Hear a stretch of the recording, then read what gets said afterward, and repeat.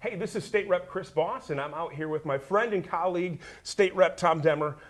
We're hearing in the news, and we're going to be hearing in the news, more about JCAR when it comes to legislation and legislative intent and all of that stuff.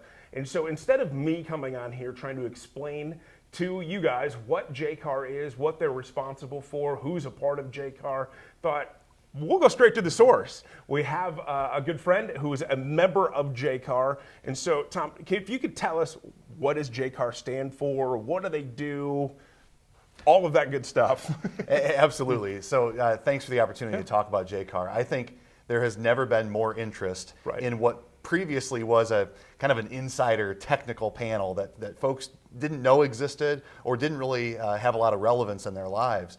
But in the last year, with the executive orders from the governor and the implementation of many of those executive orders that have been done through rules, JCAR has come right in the spotlight on a lot of these key issues. So JCAR, very simply, it's the Joint Committee on Administrative Rules.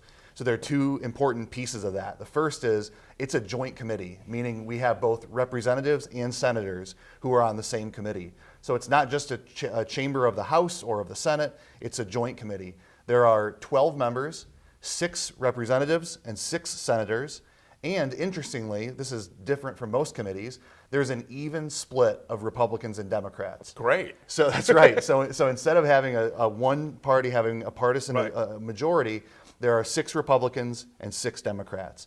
Is there any other committees that are like this? Well, not really that have official oversight. So there's some committees that provide reports that are evenly split, but this is one that actually has some legal effect. Okay. And the idea, the reason that it's split evenly between the parties and between the two chambers is because JCAR is not designed to operate as a policy-making body. Right. Instead, we're there to assert a check and balance on the executive branch for the legislature as a whole. So sort of for the institution of the House of Representatives or the Senate. You know that when we debate laws in Springfield, we pass bills. Yep. We only go to a certain level of detail with that bill. And many of the things that translate state policy into the actual day-to-day operations in a state agency come in the form of administrative rules that are made. And so bills that we vote on will many times say, this agency shall develop administrative rules to carry out this program, to set up the parameters for this program. And so that's really where JCAR comes in. In a typical world, that's where JCAR comes in. We pass a new bill, the agency then puts together administrative rules to carry it out, and we get to review those rules before they go into effect to make sure it aligns with the front end of that process, our original intent, that all of those things continue to carry out in the right direction. Because it's so critical to get the right rules in order to implement the actual policy that you started with. Right. And now you're seeing a little bit of a difference or a little change of direction of almost of what JCAR is doing in regards to a lot of the executive orders that are coming down. Can you speak to that? Absolutely. So, you know, there have been a huge increase in the number of executive orders and really the scope and size of what those executive orders do and how they change really some day-to-day functioning of state agencies and different entities within the state. So that's a significant change on its own. Obviously, a lot of this pandemic-related changes, they're totally unprecedented. We've never gone through this before, and they're very complex and complicated. But one of the interesting differences between our normal function and what we've seen during the pandemic is that typically when you have an administrative rule that's done in a normal fashion, there's a first notice period when the rule is filed. It's published in the Illinois Register every Friday by the Secretary of State's office. And so they'll put out there that rule, it's proposed rule. Everybody will get a chance to see it. You have at least 45 days in which the public can comment on the rule. They can ask questions, they can offer feedback, they can talk about unintended consequences or certain things that they want to suggest changes in. And then the agency has to respond to that. And so a lot of times they'll respond to that by making adjustments. They'll take care of a problem. They'll acknowledge, oh, we didn't think of that. We'll try to fix it to make sure it works for everybody. Then it goes on second notice. And in second notice, then it comes before JCAR as a body. We review it at one of our monthly meetings. We can extend that second notice, so it's at least 45 days. It can go up to 90 days. But the point is that it's a long process, and there are specific guidelines about how those rules are implemented. We then, as members of JCAR, get a chance to follow up with the agency, Right. say, hey, I heard this is a problem. That's encourage them to make some adjustments. And at the end of all that, we hear it at one of our actual JCAR meetings and vote to either, we don't ever really approve rules. We just simply say no objection. Okay. So we give it a certificate of no objection, or we can issue recommendations, objections, or prohibit the filing of the rule. If it's really a problem, we can block, sort of veto that rule from being implemented in the agency. So I present that normal process to contrast it then What's going on now? to what's going on now, and that's the emergency rule process. Emergency rules are very different in that they take effect immediately. So instead of waiting through that process of first notice, second notice, JCAR action, they take effect the moment they're filed with the Secretary of State's office. There has to be a reason for issuing an emergency rule, so a public health or safety or some sort of emergency situation. And those emergency rules are effective for only 150 days. Oh, wow. So there's a specific limit on how long those can be put in place. But the difference is, instead of a rule that people get to see and understand how it's going to impact them before it's implemented, these are implemented immediately. And that part has made people feel like they're sort of the carts before the horse, and that they don't understand the rule, they have problems with the rule, they have questions about the rule, but they don't really have any time to intervene because it's in place already. Yeah. So a lot of my constituents and people started reaching out with your recent meeting that you had last month and are going to have again this next month with the Illinois State Board of Education. And a lot of it dealing with the mask mandates and the vaccine mandates. That's not the issue. The issue that JCAR is taking up is their ability to quickly enforce the pulling of credentials or removing state funding or pulling students off of being able to compete in sports. So this was brought before you guys. Can you give us a little background into what you guys talked about last month, and there's another meeting coming up this next month, and how this plays in with part of the the emergency orders and what you're looking for out of them month?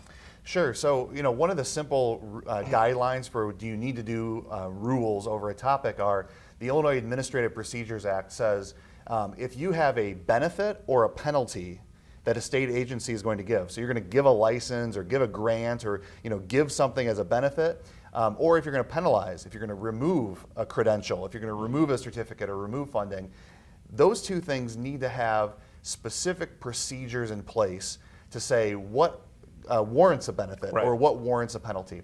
The idea is so it's not just one person's whim, right? Yeah, you get this, and I'm going to take this away from you. Bam, done, out, yeah. So you need to have a specific criteria in place. What are the process you're going to follow? How do you appeal it? Things like that. So what we have with the State Board of Education is a question about they have a procedure that is penalizing some school districts or removing certification, removing funding from districts for not complying with an underlying mandate. Now the question is, are they legally entitled to do that outside of administrative rule? It's a penalty.